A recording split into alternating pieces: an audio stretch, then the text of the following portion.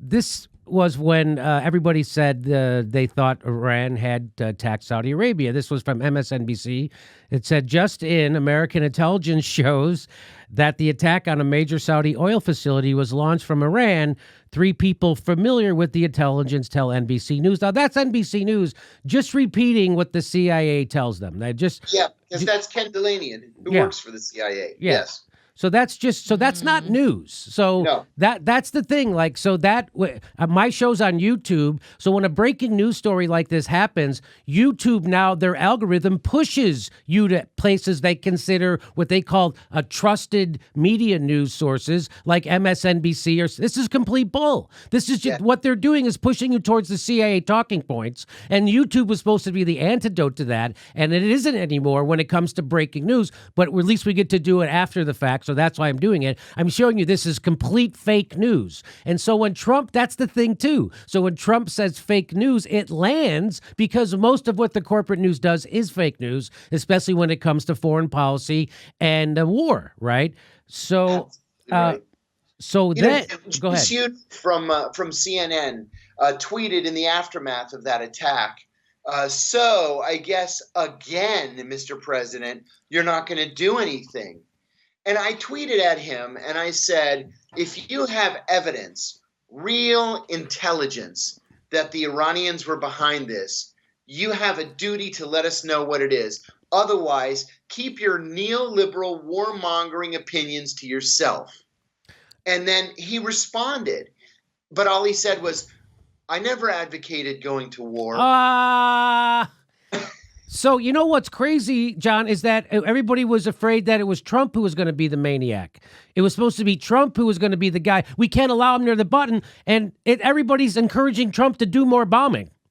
Yeah, everybody is, and the intelligence is not there. You know, as a trained CIA analyst, we were not allowed to make an analytic judgment without the evidence, and there's no evidence. They can't say, like they've been saying, they can't say, take our word for it. Or my favorite one, if you knew what I know, if you saw the intelligence that I've seen, you would agree. Nonsense. I worked there for 15 years. I know you guys just make it up.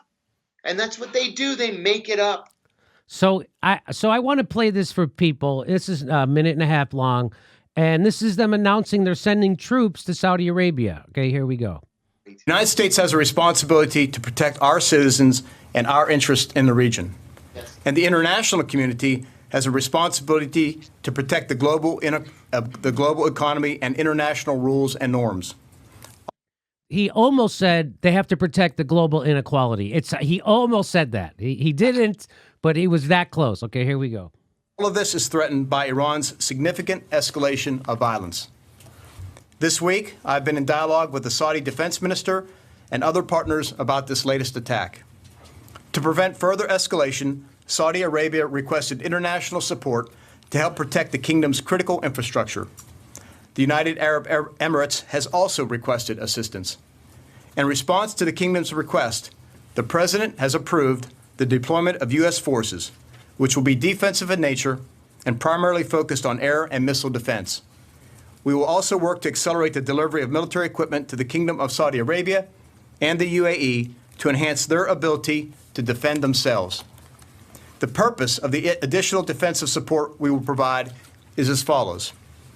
First, to send a clear message that the United States supports our partners in the region. Second, to ensure the free flow of resources necessary to support the global economy. And third, to demonstrate our commitment to upholding the international rules-based order that we have long called on Iran to obey. The last one, so they don't even say, used to say spreading democracy, and they don't even say that anymore. So they don't even bother. So what he just said was, we're there just to support Saudi Arabia because they're our pals, to make sure that oil keeps flowing around the world. And the third one is to make sure everybody plays by the rules. You know, we're the ones. We just turned Libya into a failed state with slave trading. We just killed 1 million people in Iraq, the country right next door to Iran. We said trying to do the same thing in Syria. We're the ones who are the biggest violators. We just killed 30 pine nut farmers in Afghanistan 2 days ago. We're the ones who are violating international norms and the terrorists. So that's why it's funny that he's saying we're doing this. Again, nowhere to help people or to say it's just because Saudi Arabia is our buddy. He doesn't say why Saudi Arabia is our buddy. He just says they are. We got to keep the oil flowing, and we got to make sure they follow the rules. So all three of those are bullshit. And so I like what this guy says is, let me get this straight. It's 2020, and we're putting our forces in danger to babysit some medieval kingdom that treats women like chattel, which saws up journalists, which has substantial involvement in the 9/11 attacks, and which has its own military equipped with our weapons. So didn't Trump just sell them $110 billion worth of weapons? What the hell why do they need us to defend them? And if you remember, if you voted for Trump because he was an anti-interventionist, because he would say stuff like this, he would say Saudi Arabia should fight their own wars, which they won't, or pay us an absolute fortune to protect them and their great wealth, trillion. So he doesn't do that. Now he's just said, they asked, so we're going to send them. They're nice people. So if you want to impeach Trump, it should be over being in bed with a murderous dictator who dismembers journalists and is now committing a genocide in Yemen that Trump is helping. Yes. Yes. So that's why you impeach a guy. You don't impeach a guy because he wanted to look into the corruption of Joe Biden's kid, who was actually corrupt. Yeah, he was actually corrupt. Yeah. There's actually something to it. Let me tell you a little bit about Saudi Arabia, too. Saudi Arabia was the first foreign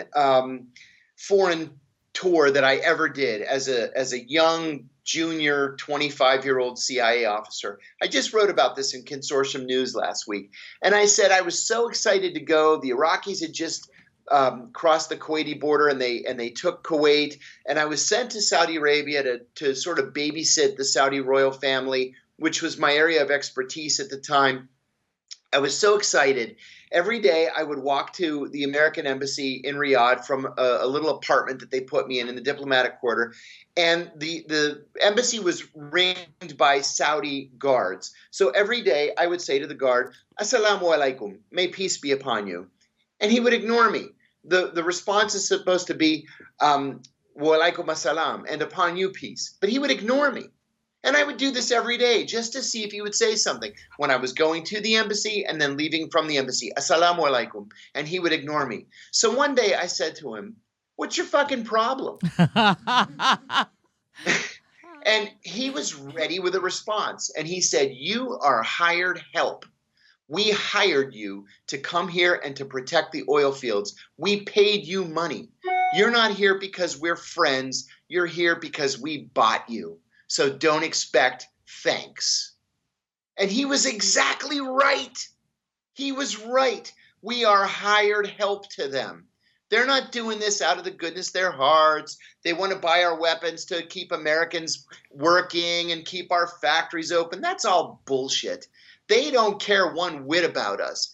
And another thing, too, and this is something that Americans just don't know, is that there are no Saudi nationals in the Saudi military except at the highest ranks. That is lieutenant colonel and higher. They're all Pakistanis.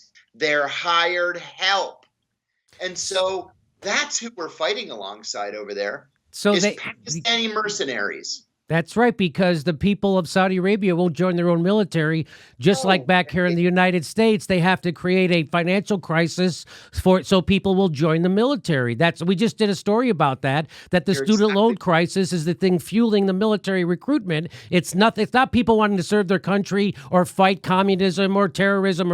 It's people who don't have any other financial options. So the same thing's happening in Saudi Arabia is they can't get anybody to join their military. So they're also trying to create this Yemen crisis. This is twofold. It cashes in the check that the United States has to come support them. They wanted to test us. That's what Yemen is, them testing us. Also, they can create a crisis so that they go, you got to join the military. We got a crisis, right? Yeah. So back to you. Yeah.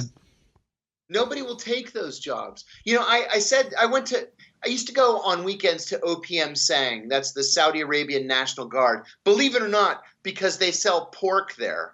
So if I wanted bacon or sausage, I'd have to go to the Saudi National Guard commissary to buy my pork and go back to the diplomatic quarter. And I used to say hi to this soldier all the time, Muhammad. And I would really struggle to understand what the heck this guy was saying, because my Arabic was okay at the time. It wasn't great. And finally, I said to one of the guys at the embassy, I have a hell of a time understanding anything that Muhammad says. He said, Muhammad who? I said, Muhammad at OPM Sang. And he said, Muhammad doesn't speak Arabic. I said, what are you talking about? He said, he's from Pakistan. He's speaking Urdu. He doesn't know how to speak Arabic. There are no Saudis over there at the Saudi National Guard. They're all Pakistanis. Wow. And that's how I learned. So here we go. So I want to show people this again, the Democrats are going to completely blow the impeachment thing because they're looking at something it's too narrow in focus, and the things they should be impeaching him over, they're both complicit in, right?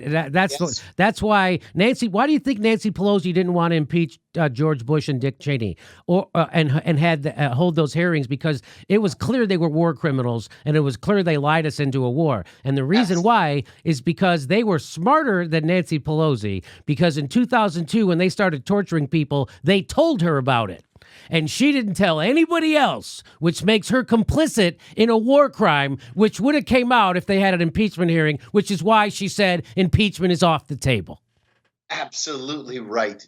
Yeah. That's why we need a third party in this country, at least a viable one. That's right. Because the two that we have are all liars. They're both liars.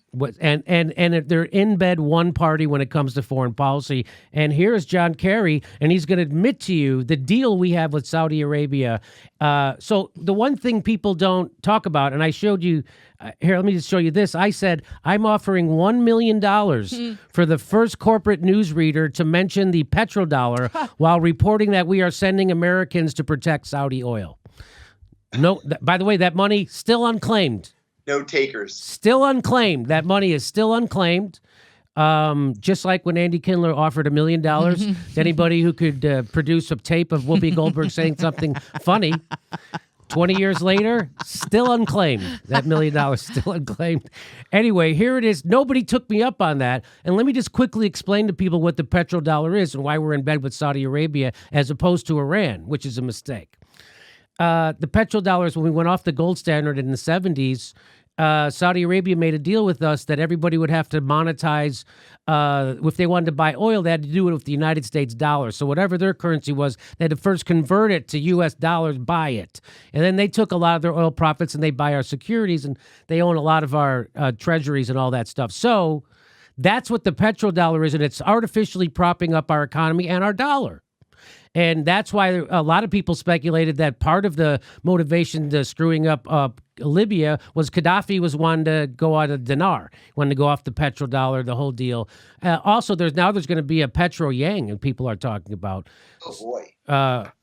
Yang. That's not it. Yang. What am I talking about? Yen. Yang.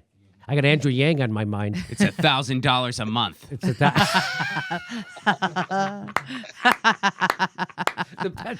Andrew Yang's petrodollar is $1,000. That's funny.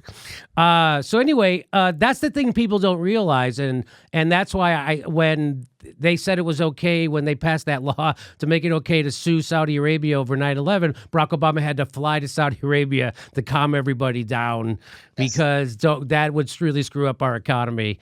And so that's why we're in bed with people like Saudi Arabia. Also, the CIA, they prefer dictatorships over democracies, which is why they are in bed with Saudi Arabia, and they overthrew Mossadegh in the 50s, who was the democratically elected president of Iran. The CIA instituted a coup to overthrow him because he wanted to keep the oil for his own people, and he wanted to spread democracy around. Democracy is hard to control. CIA wants to get rid of democracies in the Middle East, replace them with theocrats and dictators because they're easier to control, which is why we're in bed bed with right now a neo-Nazi organization in the Ukraine and the Saudi Arabians in the med. So that's how this works, right? And nobody gets impeached over installing a Nazi regime in Ukraine. Nobody gets impeached over committing a genocide in Yemen. But somebody gets impeached because they tried to they tried to go after their political opponent in a bad way. That's and by the way, that's not going to fly. He's not going to get impeached. It's going to bolster him just like Russia. His highest approval ratings came after Russiagate. And now nobody believes the mainstream media or the Democrats' attacks, especially when it comes to something like this, who Joe Biden's kid is corrupt in it. All right. So let me just get to this. Here, I want to show. Here's respect to. So here is John Kerry. And he's gonna tell you what's really happening with Saudi Arabia. And this is in front of a congressional committee. Countries offering to Here, let me go. to respect to Arab countries offering to bear cost and to assist. The answer is profoundly yes. They have. That offer is on the table. So he's talking about going into Syria. That's when they were trying to get us to, everybody was that big push to overthrow Assad, and Barack Obama had the line in the sand and all that stuff. And so he's saying, hey, yeah, with respect to our Arab friends, he means Saudi Arabia, they've offered to pay the price for us to overthrow Syria. Here we go. With respect to boots on the ground, profoundly no. There will be no boots on the ground. The president has said that again and again. And there is nothing in this authorization that should contemplate it.